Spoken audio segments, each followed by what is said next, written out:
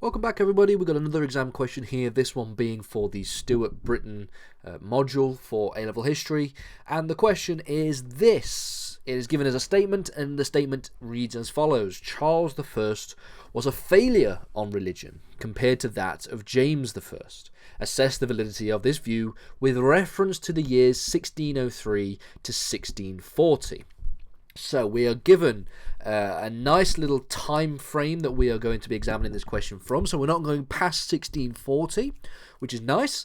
And we're asked to basically compare the religious policies and the responses to religious problems under both Charles I and James I and see who was better.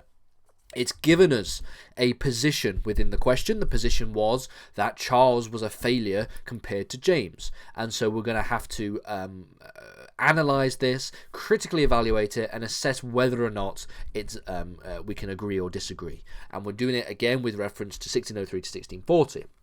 So the best way, if we're going to plan this question, what's the best way in which we can plan it out?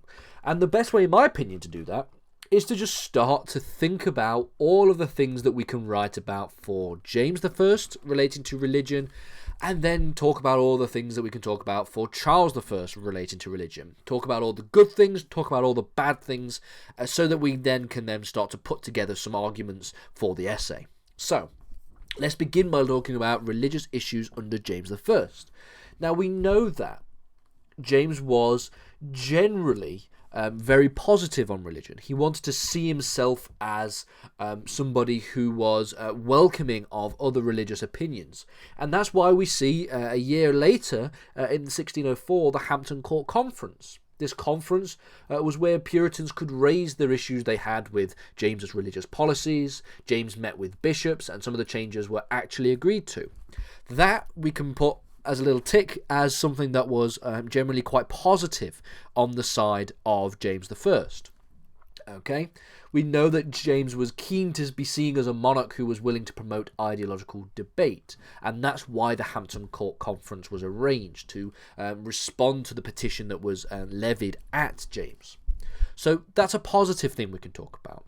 We could critically evaluate that point and say, while there were obviously some positives that took place during the Hampton Court Conference, James did reject a number of the proposals at the conference. So, for example, suggestions from Puritans that the church should be reformed along Presbyterian lines. That was something that was proposed by people who attended the conference that James rejected. So you could argue that on the one hand the Hampton Court Conference was positive. On the other hand, there were other problems. But overall, I think the Hampton Court Conference was seen as generally quite a positive aspect of religious policy during the reign of James I. So you might be able to then conclude a point on that by saying something along the lines of, nevertheless, even though some of the proposals were rejected by James, the overall mood at the conference was generally positive, and James did meet with some bishops, and changes were eventually agreed to. We could also talk about the fact that we see a new translation of the Bible, the King James variation of the Bible that was created during his reign as well, generally quite positive. Now let's think about some of the negatives of the James's reign. Well, at first we have obviously a number of pro-Catholic conspiracies, the most famous of which being the 1605 gunpowder plot. He was a victim of these conspiracies, obviously ultimately not becoming an actual victim of these conspiracies, not actually being them not being successful, but it did show, of course, there was a lot of dissatisfaction among religious groups, especially pro-Catholic religious groups, towards James's reign. We also see that even though the Hampton Court Conference was generally quite positive, dissatisfaction from Puritans would continue after the conference. And in 1610, the Commons presented to James a petition of religion. And ultimately, James did very little with this. And in 1622, he issued an edict attacking travelling Puritan preachers and urged them to conform. So while he was initially very positive towards looking at the kind of ideological debate within religion and was keen to promote such debate, as his reign went on into the 1610 and into the 1620s, his patience, if you will, with other different ideological groups began to wane a little bit more. So we can talk about the pros and cons of James's reign. When we talk about religious issues under Charles, you could probably split this into two, because there are sort of two periods that we can look at. So we could talk about just the early period of Charles's reign, and then we can talk about the kind of things that were taking place into the 1630s, going all the way up to 1640. Okay, so we can talk about, for example, the 1625 to 1629 period of Charles, and then we can start to see how tensions on religion began to really ramp up to 1640. So Charles was obviously a lot more suspicious of Puritanism than his father James, and the main problem when it comes to religious policy under Charles was that he appeared to come across as somebody who was promoting quite heavily both Catholicism and Arminianism. And this was, of course, something that was quite unpopular, or at least at least controversial during this period. And so we can talk about a number of different issues that we have here. We have the suspension of the Archbishop of Canterbury, George Abbot, in 1627. They did that for refusing to grant Arminian sermon effectively just refused to grant an Arminian sermon, and then was suspended as a result. We, of course, have the York House Conference in 1626, which only really served to harden and to effectively sideline his Charles's views on religion and make him a bit more radical on religion and stuck in his ways on the kind of religious things that were taking place. We obviously then have the Arminian by the name of William Laud, who was promoted to the Privy Council and became Bishop of Lincoln, in 1628. So we can see between 1625 and 1629, quite a lot of different pro-Arminian, pro-Catholic policies were beginning to take shape.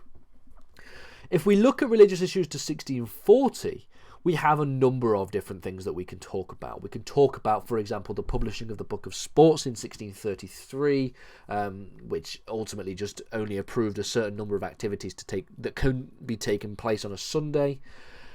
And then we have, of course, a lot of opposition to these religious changes that were being made under Charles, culminating in a sum of around 20,000 Puritans emigrating to the American colonies in the 1630s.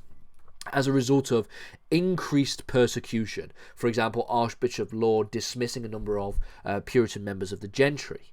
And then we, of course, have the trial in the Star Chamber of 1637, where we have people such as John Baswick, Henry Burton, and William Prine being very high-profile people who resisted and were opposed to the religious reforms that were made under Archbishop Laud.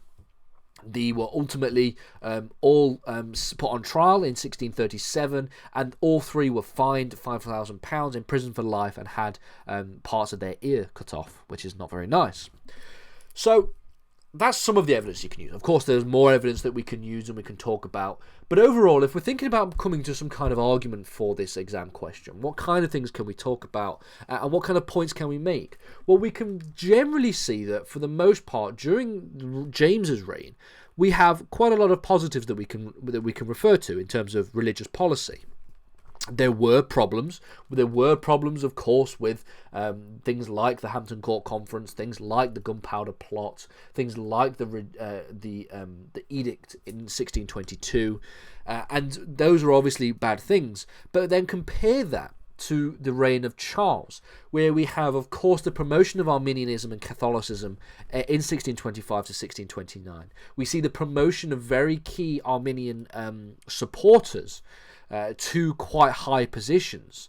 So, for example, William Laud being Bishop of Lincoln and also being promoted to the Privy Council.